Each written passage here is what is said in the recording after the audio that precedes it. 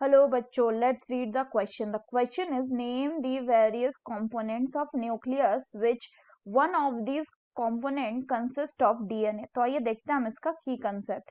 तो अगर हम बात करें इसके की कंसेप्ट की तो इसका की कंसेप्ट हो जाएगा न्यूक्लियस. तो अगर हम न्यूक्लियस की बात करें तो जनरली ये इंपॉर्टेंट कंपोनेंट होता है किसी भी लिविंग सेल का. और जनरली ये कैसा होता है? Generally it is spherical in shape. Spherical in shape.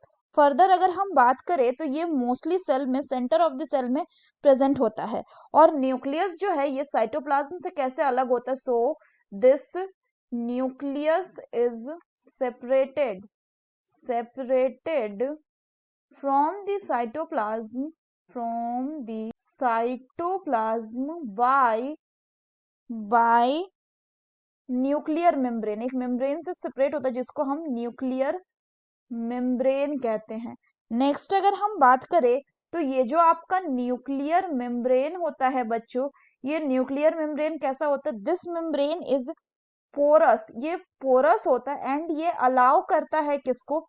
And it allow the movement of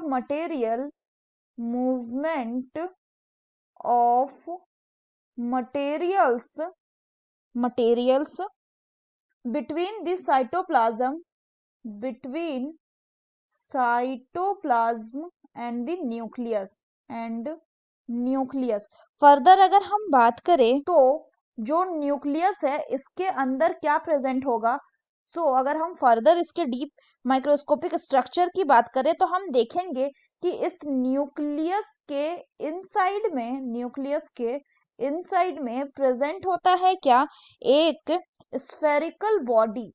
spherical shape का बॉडी प्रेजेंट होता है जिसको हम क्या कहते हैं? Which is called as the nucleolus.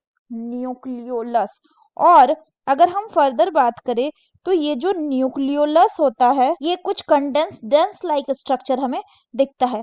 Further अगर हम बात करें कि इसके अलावा न्यूक्लियस में और क्या प्रेजेंट होता है, इसके अलावा न्यूक्लियस में आपका थ्रेड लाइक स्ट्रक्चर भी होता है. Nucleus also have thread like structures जिसको हम क्या कहते हैं? Which are called as the chromosome.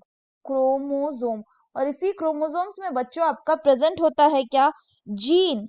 Further अगर हम बात करें तो न्यूक्लियस जो है मेनली रोल प्ले करता है इनहेरिटेंस में और एक्ट करता है control centre of all the activities of the cell. यहाँ पे थोड़ा और अगर हम देखें तो ये जो आपका डायग्राम है इस डायग्राम में हम क्या देख पा रहे हैं कि ये एक न्यूक्लियस का डायग्राम है जिसमें अगर हम फर्दर देखें तो ये क्या हो गया? This one is the nuclear membrane. और इस न्यूक्लियर मेम्ब्रेन कैसा होता है? पोरस होता है. इसमें यानी इसमें पोर्स प्रेजेंट होता है. So these are the nuclear pores. Further अगर हम बात करें तो इसके अंदर एक dense spherical body like structure present है जिसको हम कह रहे हैं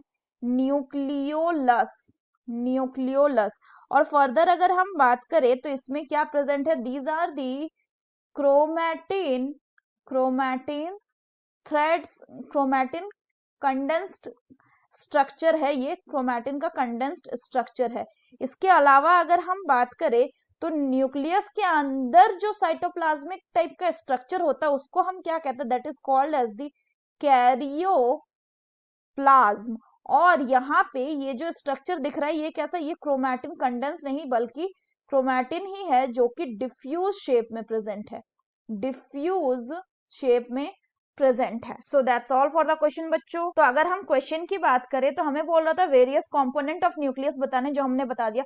फिर बोल रहे इसमें से कौन सा कंपोनेंट में डीएनए होता है. तो डीएनए किस में होता है? DNA is present in the chromosome, जो कि हमने देख लिया. So that's all for the question बच्चों. Hope you understood it well. Best of luck.